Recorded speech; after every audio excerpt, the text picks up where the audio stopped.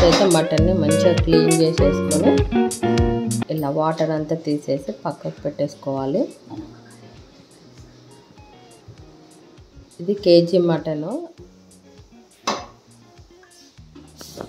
So ఇప్పుడు మా mummy prepare చేస్తుంది అనమాట mutton curry without pressure cooker. ఎందుకంటే మా డాడీకి ప్రెషర్ కుక్కర్లో ఇస్తే నచ్చదు కాబట్టి సో నార్మల్గా మటన్ కర్రీ టేస్టీగా ఎలా కుక్ చేయాలన్నది వీడియో, ఫుల్ వీడియో ఇది.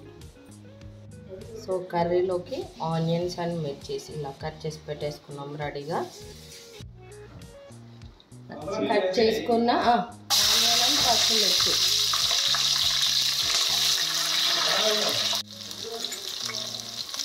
ఇంకా కరివేపాకు కూడా వేస్తే టేస్ట్ బాగుంటుందంట. మా mummy chicken mutton non veg item ఏమి తినరు, బట్ కుకింగ్ అయితే బాగా చేస్తుంది. ఒకసారి ఇలా కూడా ట్రై చేసింది ఎవరైనా mutton curry next time prepare చేసుకునే వాళ్ళైతే. టేస్ట్ అయితే సూపర్గా ఉంటుంది. అల్లం వెల్లుల్లి పేస్ట్,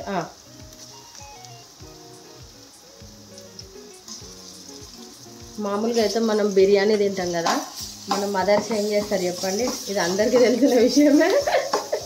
బిర్యానీ బౌల్ వేస్ట్ కాకుండా ఇలా యూజ్ చేసుకోవాలన్నమాట. 90s కిడ్స్ మదర్స్ ఇలా ఉంటారు.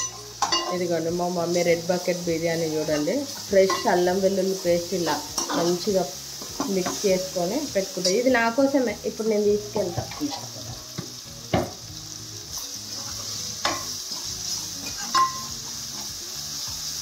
సో అల్లం వెల్లుల్లి పేస్ట్ ఒక 30 సెకండ్స్ అలా ఫ్రై చేసుకోవాలి.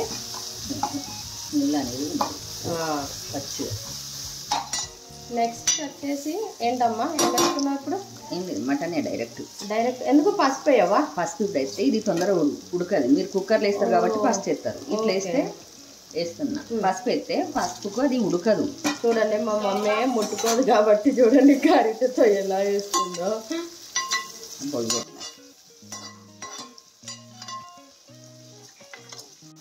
మటన్ అంతా వేసుకున్నాక మంచిగా మిక్స్ చేసుకోవాలి. ఆ పోపు అంతా దానికి పట్టేసుకునేలాగా. ఎప్పుడైనా, ఇప్పుడే కాదు, మటన్ చికెన్కి ఏదైనా ఎట్లా అయినా కుక్ చేసుకోవచ్చు. కానీ మటన్కు పసుపు అన్నది, పసుపు ఉప్పు రెండు ఆ బాయిల్ అయిపోయిన తర్వాత వేయాలి. ఫస్ట్ వేస్తే అంటే మటన్ మంచిగా కుక్ కాదంటే, అలాగా పసుపు ఉప్పు వేయకపోతే తొందరగా మటన్ అనేది ఉడుకుతుందంట, తొందరగా కుక్. సో ఇది ట్రిక్ అనమాట. పసుపు ఉప్పు వేయకుండా మటన్ వేసి మటన్ తొందర ఉడికిపోతుంది కాబట్టి ఉడికినాక పసుపు ఉప్పు వేయాలి కదా. ఆ బాయిల్ అయిపోవాలి. సగం ఉడికిపోయినాక మటన్ సగం ఉడికింది అనిపించినప్పుడు అప్పుడు వేయాలంట. కుక్కర్ కాదు కాబట్టి చెప్పిన టిప్. కుక్కర్లో అయితేనే అన్ని ఇప్పుడు ఇట్లా చేసేసి కుక్కర్లో వేస్తే మీరు విజిల్ పెడతారు. ఇది అట్లా కాదు. ఇప్పుడు చక్కగా మిక్స్ చేసుకున్నాం కదా, దీన్ని క్యాప్ కవర్ చేసేసి హై ఫ్లేమ్లోనా మీడియం ఫ్లేమ్లోనా? లేదు, కొంచెం మీడియం ఉడికేదాకా హై పెట్టి కొంచెం ఉడుకుడు పట్టినాక తక్కువ పెట్టుకుంటాం. ఓకే, మీడియంలో ఉండాలి ఫ్రై కాబట్టి. సో ఫస్ట్ హై ఫ్లేమ్లో ఒక 2 to 3 minutes పెట్టేసి తర్వాత మీడియం ఫ్లేమ్లోకి చేంజ్ చేయాలి.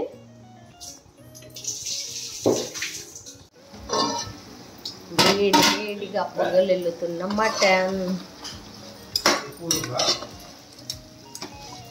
చూడండి ఇలా సగానికంటే ఎక్కువ ఉడికినప్పుడు ఇప్పుడు ఉప్పు, పసుపు ఒకసారి మొత్తం మిక్స్ చేసేసుకోవాలి. 2 minutes ఫ్రై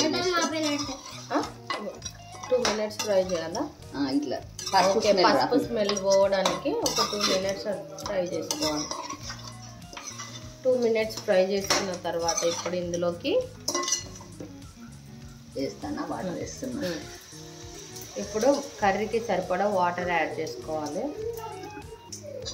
సో మీరు గ్రేవీ మీకు ఎలా కావాలంటే అలా అంత క్వాంటిటీలో వాటర్ వేసుకోవాలి. అలా అని చెప్పి కర్రీకి మించి వాటర్ ఏమి వేయకూడదు. పిల్లలు మంచిగా ఉడికితే తింటారని. ఓకే, ఇలా వాటర్ వేసుకున్నాక ఒకసారి మిక్స్ చేసుకుని దీనిపైన క్యాప్ పెట్టేసుకొని మళ్ళీ దీన్ని మగ్గించుకోవాలి.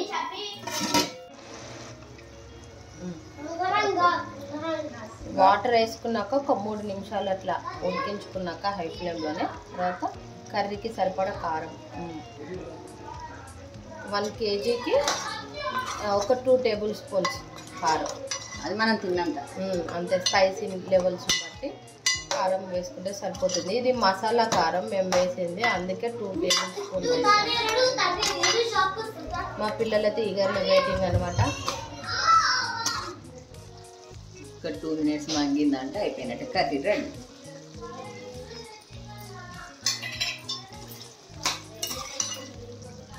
ఫైనల్గా సింపుల్ అండ్ టేస్టీగా మటన్ కర్రీ అయితే రెడీ అయిపోయింది.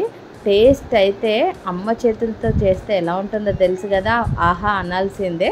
టేస్ట్ అయితే సూపర్గా ఉందన్నమాట. నెక్స్ట్ టైం ఎవరైనా మటన్ కర్రీని సింపుల్ అండ్ టేస్టీగా చేయాలంటే ఇలా ట్రై చేసి కామెంట్ సెక్షన్లో కామెంట్ చేయండి. అండ్ నెక్స్ట్ టైం నేను ప్రెషర్ కుక్కర్లో కూడా ఒకసారి మటన్ కర్రీ కుక్ చేసి వీడియో అయితే షేర్ చేస్తాను. Bye bye.